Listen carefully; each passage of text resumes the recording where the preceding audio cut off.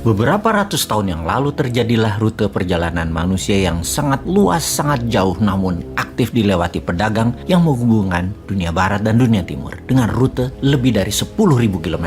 Terjadilah pertukaran barang, ide, dan budaya yang kemudian hari dinamakan Silk Road atau Jalur Sutra. Di tahun 2013 seorang manusia ingin menghidupkan kembali Silk Road tersebut dan dia menamakan The Belt Road Initiative atau BRI. Mengikat perdagangan negara-negara di bawah manajemen Tiongkok yang akan mengikat 70% perdagangan dunia, memutar 65% dari global GDP, juga akan mentautkan 65% penduduk dunia, mengendalikan 70% sumber energi dunia, menyediakan 70% kebutuhan pangan dan memutar 80% sumber daya mineral dunia. Untuk itu, BRI meluncurkan multiple project di seluruh negara yang setuju menjadi bagian dari BRI tersebut, seperti di Pakistan untuk membangun infrastruktur jalanan, di Sri Lanka pelabuhan laut yang sangat besar kapasitasnya, membangun kota untuk warga Tiongkok di Malaysia, hydropower plant di Uganda, jalan bebas hambatan di Serbia, dan itu hanya sebagian kecil dari apa BRI rencanakan untuk mentautkan dunia. Yang pertama memang jalur distribusi yang dibangun, seperti jalanan, jalur kereta api,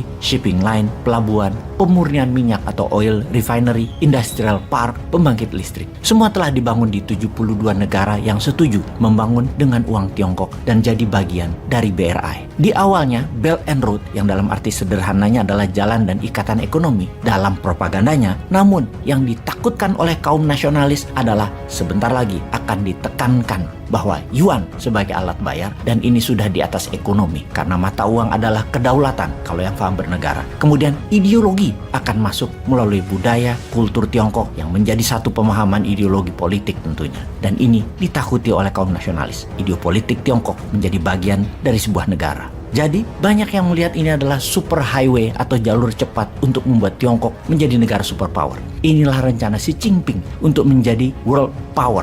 Apakah rencana tersebut akan berhasil? Apakah Amerika dan sekutunya menjadi terancam? Apakah Indonesia terjebak di antara keduanya dan tidak akan menjadi negara besar karena tidak punya kebijakan internasional? Kita akan membahas lebih dalam lagi. Sahabat, video narasi kali ini didukung oleh Dinaran, aplikasi simpan emas dan transaksi menggunakan emas sebagai alat tukar pertama di dunia. Download aplikasi Dinaran di Google dan Apple Store dan segera tabung emas sebagai senjata anti-inflasi harta Anda. Kembali ke BRI, Belt and Road Initiative. Strategi Tiongkok mengikat dunia untuk menjadikan Tiongkok negara superpower. Di Tiongkok, BRI namanya Yi Dai Yi Lu dan daripada salah spellingnya, kita menyederhanakan dengan BRI saja. BRI ini diperkirakan menelan investasi sebesar 8 triliun dolar, sebuah nilai yang luar biasa, 40 kali APBN Indonesia. Jangan tanya duitnya dari mana. Ini hal yang selalu diingatkan, tanpa MMT ya nggak mungkin ada dananya. Wis yo, kita lanjut. Angka 8 triliun dolar tersebut di 200 negara, hanya ada 16 negara yang GDP-nya melebihi angka tersebut.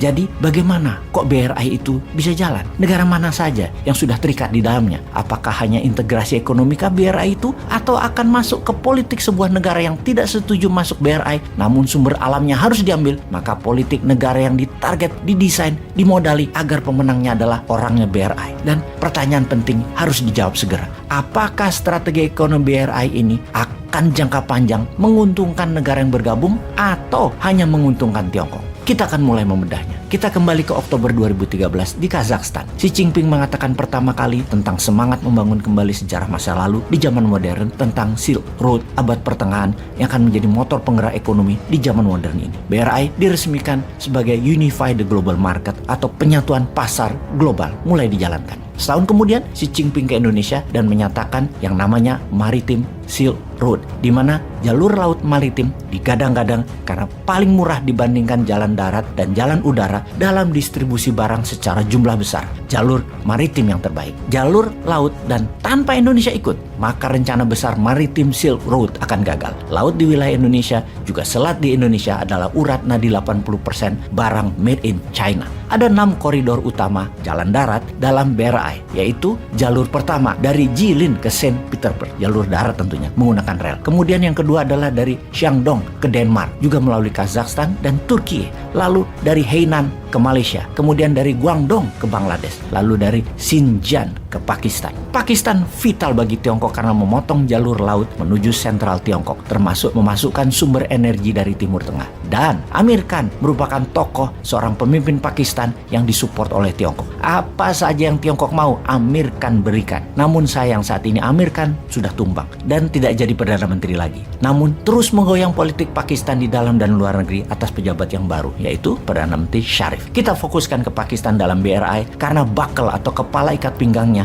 adalah Pakistan. Pakistan bukan saja sambungan darat antara tengah Tiongkok dan barat Tiongkok, tapi ketemu dengan jalur maritim yang melalui Indonesia sisi timur dan melalui terusan Suez di sisi barat. Semua dipul di Pakistan. Pakistan tempat Silk Road bertemu dengan Maritime Road. Posisi Pakistan sangat strategis di Laut Arabia tersebut. Inilah rute alternatif baru untuk oil and gas supply ke Tiongkok. Bagi Islamabad, ini adalah curahan uang masuk ke Pakistan. Di mata Barat, Pakistan dulu bukan pilihan strategis dan Barat shock dengan strategi Tiongkok tersebut. Highway, railway, dan hydropower dibangun di Pakistan dalam skala masif, bernilai setengah dari GDP Pakistan yang senilai 270 billion dolar tersebut. Siapa yang membiayai? Semua disubsidi oleh pinjaman Tiongkok. Sekali lagi, dengan pinjaman Tiongkok. Tiongkok membangun untuk distribusi barang Tiongkok, namun modalnya pakai aset negara lain. Yang membiayai adalah banknya Tiongkok, yang menerima pinjaman adalah pemerintah Pakistan. Ini proyek pastinya adalah untuk memudahkan barang Tiongkok.